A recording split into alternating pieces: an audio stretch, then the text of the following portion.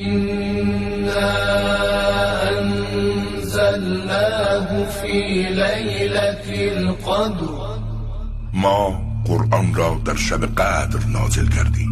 وما أدراك ما ليلة القدر و تو چه دانی که شب قدر چیست؟ ليلة القدر خير من 1000 شهر شب قدر از 1000 ماه بی قدر بهتر است. تنزل الملائكة